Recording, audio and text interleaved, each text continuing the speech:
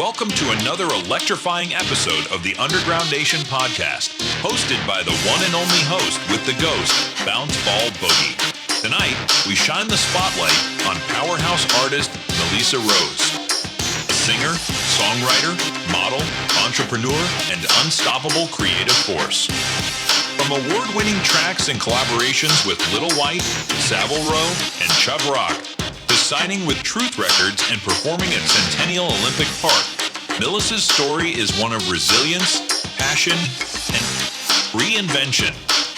Let's dive in.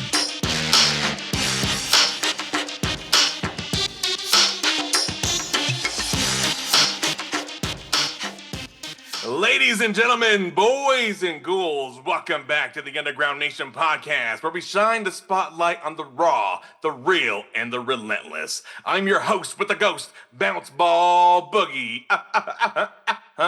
And tonight, we got a powerhouse stepping into the nation. She's a singer, songwriter, model, entrepreneur, and a force whose weather storms most couldn't imagine, and turned pain into powerful anthems. She's shared stages with legends, racked up awards, signed with Truth Records, and just dropped a heavy-hitting new project that's shaking up the underground. Family, let's give a ghostly welcome to the one and only Milyssa Rose.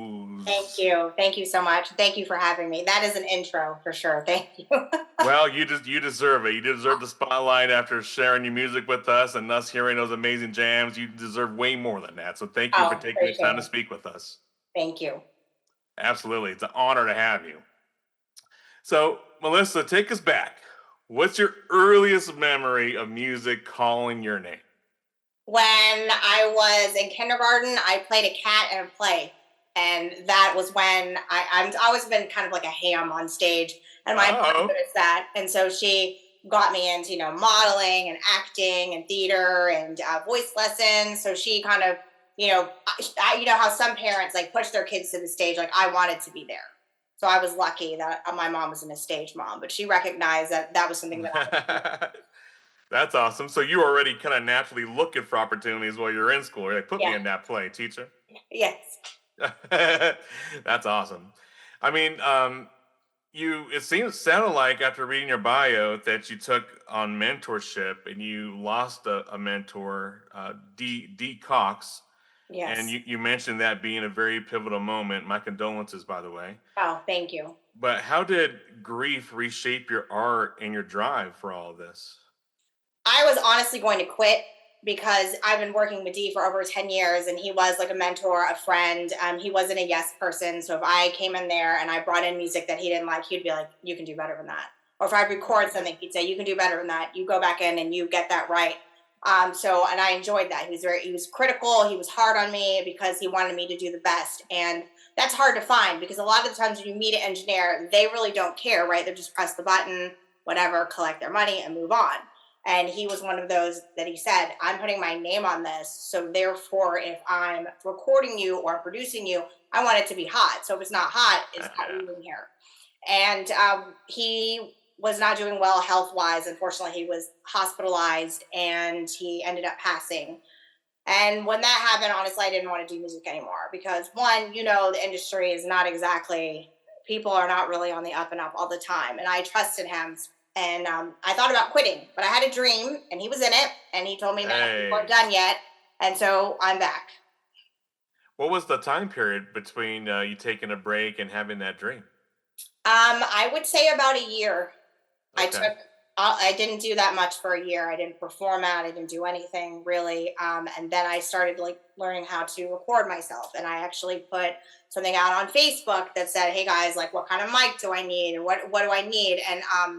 And Saying the Most Wicked actually reached out to me and he introduced me to Bad Mind or Keith Cosmopolis. I hope I say that correctly. And he kind of helped me get my setup and get me where I would need to be. And then I've just been, trying to do better ever since. Incredible. Well, whoop whoop to Insane the Most Wicked for helping you out doing that. Yeah, that was awesome. Incredible. So then, can I ask you, during that year, it sounded like you were motivated you eventually start finding motivation and start building your own studio, but did you ever stop writing? I didn't do it. Yeah, I didn't do anything. Like Okay. I really didn't do anything at all. I think one of the first things I did when I reemerged was I did a tribute song to him. Okay. So I felt that Incredible. that was my way of kind of healing or trying to heal from it. I mean, it's been very difficult. I was thinking, actually, it's funny you mentioned that because the other day, it was like sunshiny outside. It's getting cooler a little bit, not so hot. Yeah. And I was like thinking, like on a day like this, I would be going to see D. On a day like this, I'd be seeing D. And I said, I can't believe it's been so many years. Like I don't think you ever get over it, right? I don't think you ever. People always say, oh, it's going to get easier. I don't think it gets easier because if I get frustrated when I'm doing something, I'll be like, oh my God, I wish D was here. Or, oh, I like this. I wish I could get D's opinion on it. And I don't have that anymore. And that's been rather difficult. Yeah, it's understandable completely. Well, I'm so glad that you're able to find therapeutic ways to get that out through your music. That means a lot. And I know when I listened to a few of your tracks, you could hear pain, you could hear real stories, and I just really was excited to learn more about your journey. When when you look at your journey from those early days to performing at Centennial Olympic Park, what's the biggest transformation you see in yourself from then to now? You know what? I feel I just want to keep doing more and just perfecting my craft and just seeing what else is out there. I just want to top whatever I'm doing, right? I just always want to come out with more growth and just more knowledge of what I'm doing, what I can do better. Because I'm really, honestly, very hard on myself. So just like nothing's ever good enough, right? And one of the things I've also learned is kind of trying to be as self-contained as possible is one of my friends actually told me this. Raziel, I've done some music with him. He would always say it's progress, not perfection, right? And that's kind of something that I'm learning on through as well is that I can't always, if the harder I am on myself, I'm going to hinder my progress. And I think I've kind of learned that throughout because I'll put out something or I'll record something or I'll look at a video and I'll be like, oh, I don't like that. I don't like that angle or I don't like this video that I'm putting out, to plug myself on like TikTok or Facebook or whatever. So I Yeah. think that's the biggest thing is that, I feel I shouldn't be as hard on myself because if I mean, this is going to sound kind of corny, but if I died today, I would be happy that I accomplished what I've accomplished. Right. And like, I need to celebrate that instead of being like, well, that's not enough. Absolutely, gotta celebrate it. Take the Yeah. time to celebrate those accomplishments. Yeah. Your versatility. I mean, you span from pop, hip hop, rock, and probably more. What what guides your sound when you sit down to create? A lot of the times it's either if I'm watching movies or if I'm like out and about, I'll see something I get inspired or I'll start listening to music and think, God, I'd like to have a song like this and but have my own spin on it. But I do, like you said, do a lot of genre bending. Some people like it, some people don't, right? I've always heard people say, Genre bending. I like that term. yeah, some people don't like that. They've told me I need to pick a lane. Like I need to pick a lane and I need to go with How? it. People can't, they can't resonate with me or they don't know what exactly I'm doing or like I'm not going to get enough, fans because of the fact that I go all over the place. Well, I think it's a great idea because who the hell just listens to one kind of music? I've never met a musician who just says, well, I only listen to this. I sure know. Yeah. I mean, so I feel like a person on the street just doesn't listen to one kind of music. They So sure don't. I feel like I do music that resonates with me, that has influenced me, and hopefully, people will like it. If they like it, great. If they don't, then maybe they'll like something else. Absolutely. Heck yeah. I say swerve in all the lanes. Just go at Yeah. your pace. Yeah. Either with it or get out the way. Exactly. That's true. How do how do collaborations like with Little Wyte, Chubb Rock, how do collaborations stretch your artistry in ways you wouldn't get working solo? It's interesting to see how other people work and see their inner workings and how their minds work and how they look at tracks and how they pick up how they pick out their beats and how they move. So my friend King actually loves Little Wyte. I'm familiar with Little Wyte. I'm a fan, but he's like a mega fan, right? He's like, oh, Hey, we're gonna do a song with Little Wyte, and I was like, okay, cool. So where are we gonna do it? So he lives in Mississippi. I live in Atlanta, and he was like, let's meet in New Orleans during Mardi Gras, and we're gonna do. okay, And sweet. so we did the video and Mardi Gras, and that was interesting. But yeah, it was fun. I mean, it was a good time. I bet. What was one thing that you took from that experience? Don't do a video during Mardi Gras. like honestly, because it's just, I mean, it was cool because we had, people, there's a lot of people in the video, there's, obviously people in their costumes or whatever, but it's also, it's hard. Parking's difficult. Where can you get a little more privacy because everybody's around you? But I mean, it was cool. I think it was a good time. I mean, I enjoyed it. It was one of my highlights for sure. Oh yeah, definitely sounds like quite the experience anyway. In your, correct me if I'm wrong, in your latest project, the Collection 2, right? Yes, that was my latest full EP that I actually put out, and then I just released a single called "What Remains" with MDC exclusive. That was back in June, but I'm actually gearing up to put something else out in September. But yeah, the Collection 2 was the long story short. Yes, that was the longest of the projects. Yes. All right, perfect. In that album, you explore alternative and industrial vibes. What inspired you to push into those sonic territories?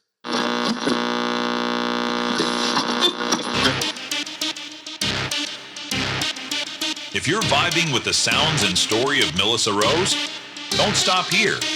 Head over to underground-nation.com, where she's joined by countless rising voices making waves in the underground. From genre-bending innovators to powerful storytellers, stay connected with the next generation of music-breaking barriers. Discover exclusive interviews, news, and performances, and keep your ear tuned to the pulse of the scene. That's underground-nation.com, your home for all things underground.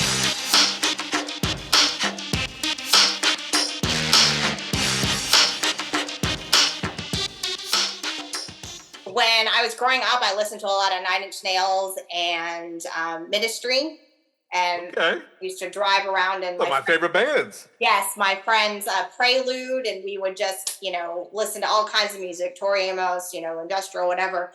And I was like, I don't know why I've never tapped into this. So I reached out to Badmind because I know that he was an industrial artist at one point in time, and I said, if there's going to be the person that I'm going to do this with, it needs to be with you, because I know that he had strong ties to that, was vetted in that. So I reached out to him, and then that's how it became. Hey, there we go. So definitely not scared to network and get out there and make sure you get resources if you don't have them. Mm-hmm. That says a lot about your resilience right there, because a lot of artists they're kind of timid, at least in the beginning. Yeah, I think so. I mean, if you don't ask, then you never know, right? The worst that somebody can say to you is no, right? That is very true, and usually it's through social media or an email. Yeah, or through the phone. Yeah, exactly. So I think, let's be honest. Nobody can do anything on their own, right? I mean, you do have to have a team. You have to have people in your corner, or people that you work with, you can rely on. So, but yeah, I mean, I feel like I've always been that kind of person that if I don't know how to do it, I'm going to find somebody, either figure it out how to do it, or find somebody that's smarter and better than me at it, right? Because I can't do everything. Absolutely. We must have community. Yes. How do you balance being a performer and entrepreneur while keeping authenticity at the core of your music? I'm blessed because I work for myself. So I think that says, a lot for that. And, I've been able to, I don't have a label. Like, I didn't have a label for a while. So I was doing everything on my own. And I was lucky enough that I was able to front that bill, because a lot of people are not able to, because it costs money. It costs money to do everything, and you may or may not ever make it back. But I mean, I've been really lucky in that I've been able to balance that. I mean, I think if I didn't work for myself, I think it would be much more difficult. I agree 100% with that statement. I work 100% independent with the podcast, the magazine, my music, media, financial world. And I always give entrepreneurs and artists advice on their current situations and where they stand. But a lot of them, one common mistake I find a lot is there's never an actual plan in place. They have desire, they have want, and they just keep doing things. And I think that's where a lot of artists get tripped up, or they give up or frustrated and want to quit because they're not getting the results that they desire, but yet they never actually put on paper or claim the actual results they wanted to achieve in the first place. Mm-hmm. No, I think that's big. That's a big thing. I think people need to understand, first and foremost, this is a business, right? You have to copyright, you have to register your music. There's things that you have to do. It's just not, I'm going to put a song on SoundCloud and do a video and then voila, it's all going to work out. You can have a hope and a dream, but you have to have a plan, right? I mean, that's something I never understood. And I think that because in our society now where it's all rinse, cycle, repeat, where they think, oh, well, this person's just putting up a TikTok video and the next week they're rapping and they went viral, I can do it too. And it's like, it doesn't work that way. Nope, sure doesn't. But consistency sure works in a similar way. Yeah, that's true. In your career, you've opened for names like Faith Evans and B5. Can you share a story from a show that still gives you chills today? I would say when I did Centennial Olympic Park, so it was for Look Up Atlanta, which is the largest fireworks display in the Southeast. Woo, that's been fun. Oh, yeah. Wow. Yeah, so they did a talent search for it, and they only picked like 10 people out of like 100 to do it. And I honestly thought that I was going to pee myself on stage because, that's a big deal. Like thousands of people come out to this. And I was a little nerve-wracked because that was the biggest crowd I've ever performed to. But I would say that would be the one. I mean, and then I was able to do it and I didn't, get nervous and I didn't, screw up like I thought I was going to. Because, in your head, like before you go on, you're like, oh, you hype yourself up so high but I enjoyed it. So I'm glad I got that off got that off my list. I got to perform for more than most people can say, more than most people can say. And they had it televised on local television as well and streamed it. So. Wow, incredible. What was the biggest takeaway from that experience? Were you able to build more fans, gain more sales? You're locked into the Underground Nation podcast with your host with the ghost, Bounce Ball Boogie. We've got a music break coming your way, and this one's pure fire.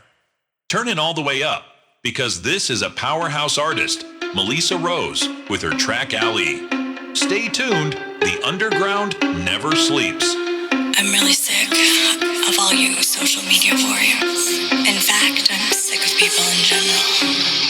All these people all around me look like vultures. They surround me, they take up space, try to steal the blame. They're full of shit like Pizzagate. I can't stand up and leave lonely. Manufactured like baloney. I stay humble, they just mumble. They drop the ball, they always fumble. They always fumble. And I don't normally do this kind of thing, but I'm inspired like Gollum and I need the ring. All the people can't stop staring. Do you like my earring? Why can't people just be normal? They act so paranoid, constant feelings from the deep south. Please keep my name out your mouth. I don't wanna stop you out. Holly, oxen free. I'll never let you be. Not gonna let you be. Holly, oxen free. You can have from me. You can have from me.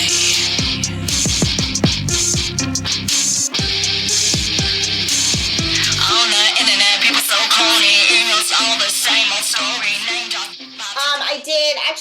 I kind of networked with some people, other artists and learned let me start here. There was such a diverse group of us that I got to see just different artists and the way they work and the way they put on their stage and the way that they prepare for their stage shows, because you don't normally see that, right? You easily just show up to a show, everybody does their thing, but we, had the rehearsals. And unfortunately at the time I was going through a death in the family, so I couldn't be there the whole time. And I kind of felt a little like I missed some of the experience that other people had because they did a song together that I wasn't able to do. And so I missed some of that camaraderie that they had, but I did get to see, how people do what they do, which was neat because everybody has their way of putting on their shows. Yeah, absolutely. And I would imagine kind of on a larger scale than the normal bar or indie show. Mm-hmm. Yeah. Very cool. Now that you bring that up, when you step on stage, how do you prepare yourself mentally and emotionally to give fans your all? I think I'm more comfortable on the stage. I think in person, or if you meet me in real life, I'm a little awkward. I'm a little weird, very introverted. People I'm say kind that of to me all dorky. the time, so it's cool. Yeah, I'm kind of dorky. I like won't lie to you, like, but being on stage, I feel more comfortable. Right on. It's almost like you're being able to be yourself. Yes, exactly. And I still get butterflies, and I still like get in my head of like, am I Oh going to yeah. mess up my words? Am I going to, be completely off key? Like, there's all these things that go on in your head. But yeah, I enjoy it. I mean, I still get the butterflies, which I think is good, right? Because if you Yeah. stop getting the butterflies, if you stop getting the nerves, then you don't need to be doing it anymore. As how I feel about that. I agree with that statement. My grandpa used to say the same thing. If you don't get the butterfly feeling before doing something crazy, probably not worth doing. Yeah, I mean, it's It's very true. cool. Yeah, it's true. It's very cool that you kind of said the same thing that he was using down. Like, whoa, wait, where did you get this, sir? Well, I'm looking forward to Juggalo Night in San Antonio. I'm Yeah, actually traveling down to San Antonio on in October October. 3rd. Yeah, I saw that. Yeah, that you're going to be with She Fest, right? With Yes, Razakel. Is that yes. how you pronounce? I don't know if I'm pronouncing. Is that correct? With the Razakel Okay, there it and, is. the Splice Girls, the Mhm. whole Shrunken Head Festival is going to be popping off there in San Antonio on October 3rd and through the 5th. Underground Nation, we're sponsoring the event. I will be there doing on the spot interviews with anyone that's out there. So if you're there and you see me, definitely come up and talk with me. And talking to the artists behind the stage, and I'll be performing for my first time since the pandemic. So I'm pretty excited for that.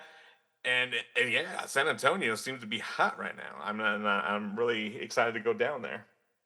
No, that'll be awesome. I've actually never been, but I will be there in November, which is exciting because I just signed with Truth Rack, which I'm super excited about. I think some of the guys on the Woo! panel have actually performed with. Is it Razakel? I don't know. Yeah. And I also did a song with her, but we've never connected. I did a song with Oh. Insane Most Wicked, and Magdina the Chemist was on it. It was called Why You Mad? And she was on there as well. Hey, And actually, Insane reached out to me and asked me to do a feature for that. So that was like my first real rap feature. that's really cool. Look at that. Well, I cannot wait till the universe brings you ladies together to finally meet in person. That's gonna be great. It's gonna be a great thing for the underground.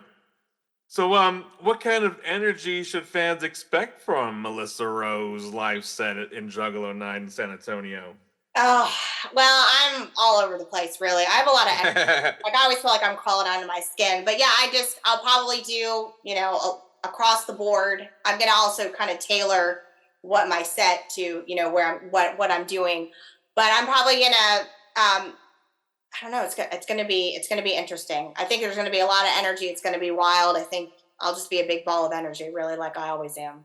Hey, big That's the ball of best I can. That's the energy. best I can say right now. I like that. Absolutely. Woo! So definitely tap in right now. Follow Milyssa Rose. Do not sleep on this. If you are in San Antonio, going to be going near San Antonio, definitely check out Juggalo Night. It's going down this November. Yeah, November 8th at the Charity Bar. There you go. There you go.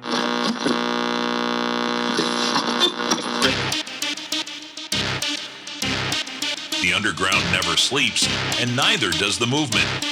The brand new issue of Underground Nation magazine is here packed front to back with exclusive artist interviews, raw stories, and the culture you can't find anywhere else.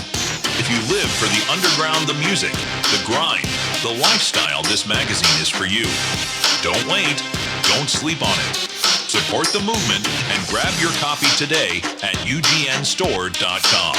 That's ugnstore.com. Get plugged into the underground and order your copy today.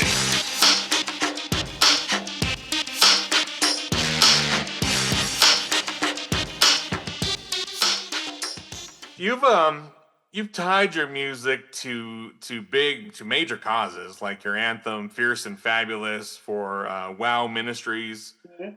Why is giving back so essential for you? I feel that one of the things that I've always said was, don't just do something because of money or, you know, fame. Do it because you have a purpose. And I feel like that's a kind of my purpose, is to empower. I want people to be empowered. I want people to feel like they can be themselves. I feel like people should, you know, kind of live authentically. And I just kind of preach that message because I think that people have this mindset that we have to do things a certain way, and we can only go through life like you have to do this or do that just because you need to wind up this way because everybody else, this is the formula of how you need to live. And I just really kind of preach that to everybody is, you know, be who you are and don't try to change who you are, because at the end of the day, when you go to bed and you put your head down, you need to be happy with what you are doing. And right. screw what everybody else says. And with Wild Ministries, with Pastor Cassandra, she's absolutely amazing. I mean, she does so much for the community. I mean, there's not a lot of people, I will tell you, that are like an angel on earth. Like, she literally is the most selfless person I've ever met. And she approached me because she loved the song, and she's like, let's do like a PSA style video. And we focus on like domestic violence and mental health and bullying. And that's kind of how that was born. But Fierce and Fabulous, actually, I wrote that for someone else and they didn't want it. No way. Yeah, they didn't want it. So I think it's hilarious because that song has kind of like followed me like everywhere. Like everybody knows that knows me knows that song. They're like, oh, you know, Fierce and Fabulous song, and it's like, oh, that song again. You know, it's not a bad song, but you know what I mean. Like, you know, when you like meet an artist and there's like one song that everyone wants them to sing, and they've done it so much, they're like, I mean, it's fun to do. I mean, it's fun to do, but I've done it so many times that sometimes I dread it. I probably shouldn't admit that, but whatever. No, I remember Nicki Minaj freaking out because she had to perform the UFO song. I forget the name. Oh, the Starship song. Yeah, Starship song. She's like, don't you play that fucking song. Turn it off now, right in the middle of the set. No, I mean, thought that was so awesome. I'm like, whoa. But it's so real, though, because it's like people will meet you and they think that's like the only song that you may have, or that's how they recognize you. And you're like, no, but I have this too. And they're like, no. Yeah, absolutely. Oh, I got some new stuff for you, all right? Yeah, exactly. That's really cool. How do you hope your music helps people who are going through struggles of their own? I just hope that they know that, you know, I'll just say this. What bothers you today is probably not going to bother a year from now, right? Or 2 years from now, or 3 years from now, or 4 years from now. So even though you're going through a quote unquote storm, you know, you have to count your blessings, right? I tell people that all the time. Like, even in your darkest day, like, sit down and say to yourself, like, what do I really have going for me? Because this one horrible thing isn't going to define you or define your life. Unless, of course, you lose all your limbs or like an eye, and then that's a little different. But I mean, that's a little like over. You know what I mean? Like, most of the time, the drama and the shit you're going through isn't going to matter in 2 years or a year, or 3 months from now, or whenever. Yes, absolutely. And even if you do lose an eye, you can still rehabilitate and use the other eye. Yeah, and you can get a cool patch. Absolutely, we can bedazzle that thing. We can bedazzle it together. Yeah. Me and Milyssa bedazzling your eye patch. Well, you mentioned a few things a little while ago that you made music like for domestic violence and such. What's the message you want women in the industry and your fans to walk away with after hearing your story? You don't have to be the carbon copy of what a female artist is. And I think that's the whole, you know, walk around half naked and pop it all the time and just talk about being, you know, a low down dirty hoe, I guess. I mean, which is fine if that's your thing, but that's not mine. You know what I mean? And I don't knock any, because I get into that like anybody else, right? Like your little Kim and all that, you know what I mean? But you don't have to be that way to be a female artist, right? And I feel like that's something that they, you know, shove down your throat. Like, guy wanted to manage me, and he's like, you really need to sex it up. You really need to walk around. Oh my goodness, really? You really need to do this. Yeah, and you need to do. Another guy was like, well, I've got this artist, and you need to do songs about doing 3-ways. And I'm like, oh, whoa. And I was like, wait a minute, sir. But I feel like that's not me. Like, that's not me. And I have a hard time performing and doing music that's not me. You know what I mean? If that's somebody else, that's great. More power to them. I'm not saying that you can't do that, but that's not me. And I feel like women need to understand, like, you don't have to, go by this formula that they've made that you're just eye candy. Right. I agree with that wholeheartedly. Sex it up. I would have slapped him right there on the spot, Mr. Manager. You gotta manage these nuts. Yeah. I feel like everybody has their thing and everybody has their lane. And I don't think that people should be forced to do anything they don't want to do. Absolutely. Absolutely. That's why here at the Underground, we are against record labels as much as possible to help the underground stay underground and thrive to be independent. As much as possible, anyway.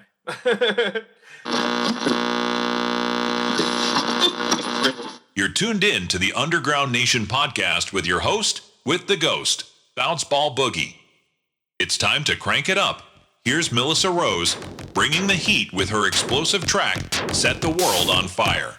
Let the flames rise. The underground is alive. Set the world on fire. Set ablaze, liar, liar.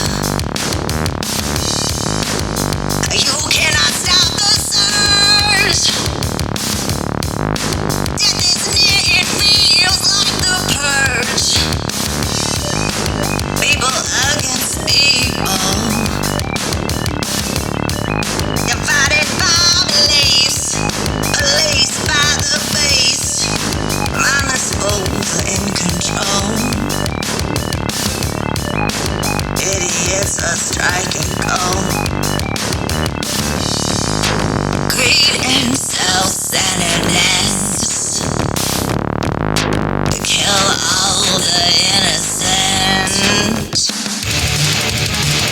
Set the world on fire.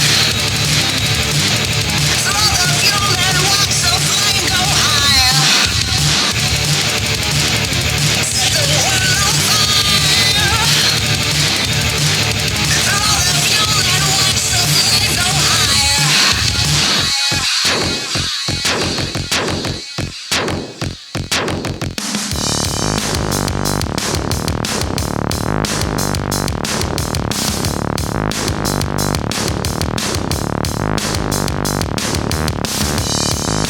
Raise the views. Lower IQs. Substance is extinct. Can't get this filth off my skin. Blood leaks through your veins. Pleasures fail, bodies impaled. No one can stop the hurt. Raise your glass to death or Now I kind of say that, being an artist, your creativity is boundless.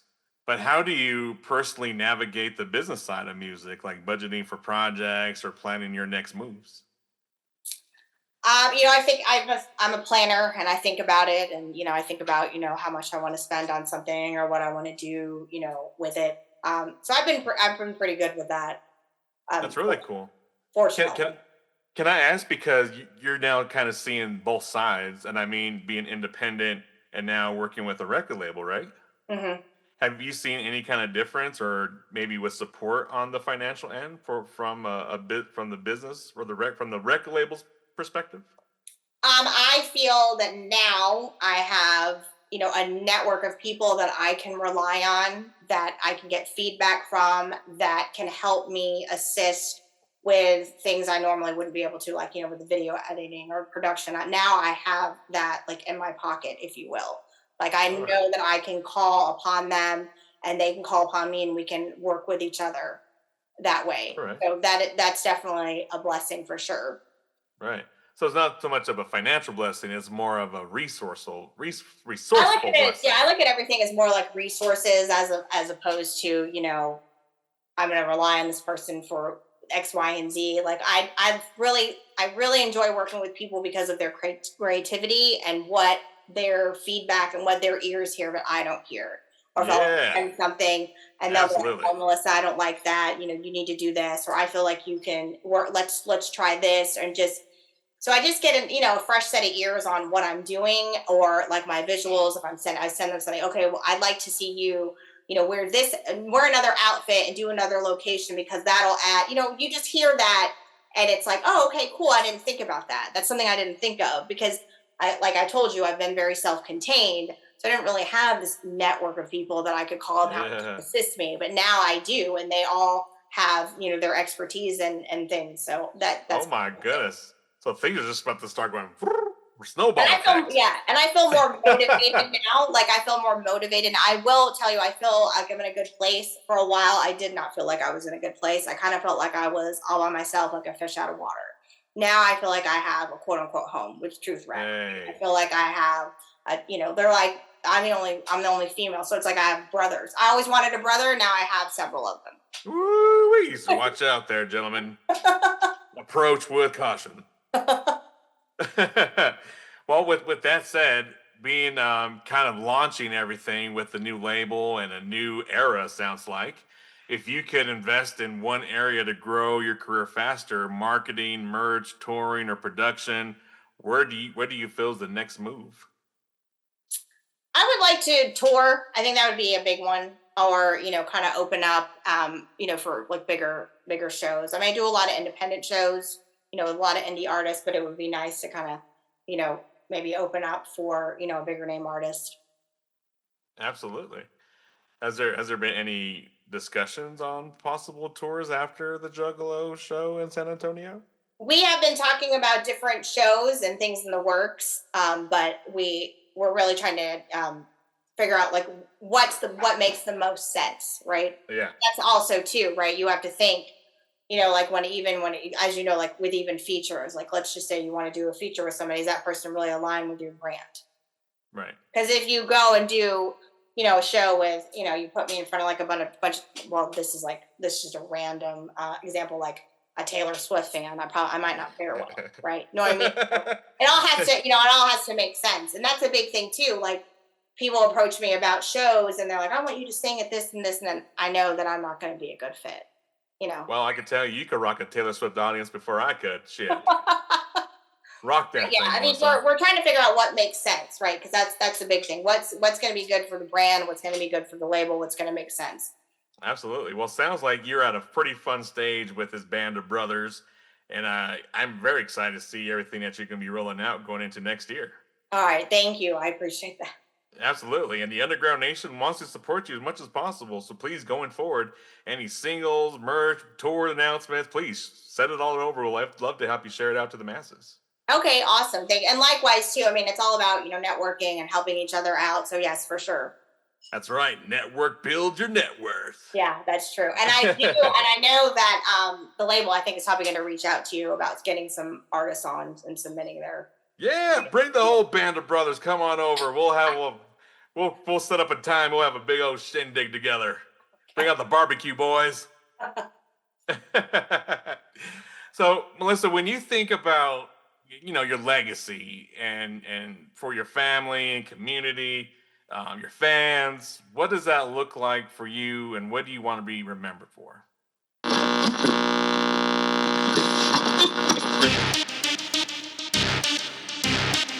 Looking for the real voices, the raw stories, and the underground culture they don't show you on the surface? Visit www.underground-nation.com and unlock the Underground Nation magazine digital archive. From exclusive interviews with rising artists and tattoo legends to full issues packed with underground music, ink, fashion, and rebellion, it's all there. New issues drop regularly. Every page, every voice, every movement. Tap into the culture at www.underground-nation.com. The underground isn't just music, it's a nation.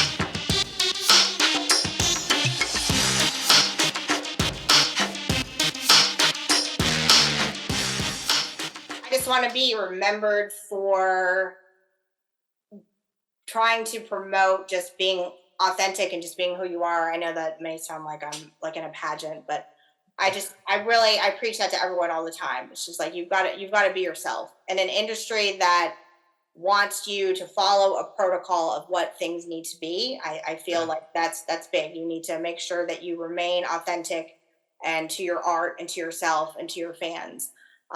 That's a big thing for me, because I don't ever want to feel, and also be humble as well. That's a big thing too, because I think there's a lot of ego, and I just want to be remembered that, you know, anyone can come up and talk to me. Like, I'm not whatever. I mean, I've had people walk up to me before. They'd be like, "Oh my God, it's you," and I'm like, "Girl, I'm just like you. Like, I take a shit just like you. Like, I do everything that you do. Like, you know, I think." I mean, I saw an artist say before, you know, there's so much, like, you know, people do meet and greets and people will give them gifts and sign. And it's like, everybody deserves this kind of love. And I think that's true. Like, it really doesn't matter who you are, right? Like, everybody deserves like the same kind of love and respect that everyone else does. Just because somebody writes and gets on stage doesn't make them any better than anybody else. Absolutely. It's incredible. Incredible. No wonder people relate to you so much. That's an amazing mindset you have. Oh, thank you. Absolutely. I hope that this goes off to many other artists that hear this, that they adopt that mindset. I'm sure it didn't happen overnight, but it's incredible to see where you are today. Oh, thank you. Now, you know, I've always said, I mean, you see it all the time, right? I go to shows and I see other artists and they're just so arrogant and they act like their shit doesn't stink because of this or that or whatever. And I'm like, we're on the same stage, you know? Like, you're no better than me, and I'm no better than you. We're in the same damn place. I don't know why you're acting cocky. Like, that always blew my mind. It's like, we're in the same damn place. I know. Sit down. We're using the same bathroom. Like, you know what I mean? Like, you know, I don't see your... Sorry, Melissa, I'm using the bathroom in the back, darling. I didn't go out there in the bar. You're crazy. Yeah, you didn't show up in like $1 million photos. Like, sit down. I'm a fucking hip-hop star. You crazy, Melissa? Yeah. Get out of here, tough guy. Well, Milyssa Rose, we're definitely excited for everything to be out rolling here going into next year. Definitely going to be tuning in to see you. Hopefully, there'll be a live stream available for the Juggalo show in San Antonio. And if there is, we'll definitely be plugging in. Well, I appreciate that. Thank you. And thank you so much for having me. It was awesome. So I guess it all kind of aligned. So I felt those kind of fate that we all kind of got together. Yes. Absolutely. I am one with the universe, and the universe will bring us abundance as long as we keep pushing. Yeah. Milyssa Rose, tell all the new listeners where they can find you right now to follow, like, and subscribe. The best place to find me is mrosemusic.com because no one can ever spell my name, so that's the best. All my links are on there, or it's Milyssa Rose, Milyssa Rose. And, you know, I'm on all streaming sites, YouTube, Facebook, you know, Spotify, everywhere you can find music. Everywhere you can find music, you'll find a Milyssa Rose. Yes. There you go. Well, thank you again, Milyssa Rose. You're an amazing artist. Thank you. I enjoyed myself. Thank you so much. I appreciate you. Absolutely. You are a blessing for the Underground Nation with your story, your music, and your unstoppable energy. To everyone out there listening, make sure you tap in, stream her new single, What Remains. Check out her album, The Collection 2, and catch her live at the Juggalo Night in San Antonio. Follow her on all platforms, Instagram, Spotify, Apple Music, SoundCloud, wherever you vibe. Support real artistry. We are out, Underground Nation. Until next time, stay real, stay raw, and stay underground.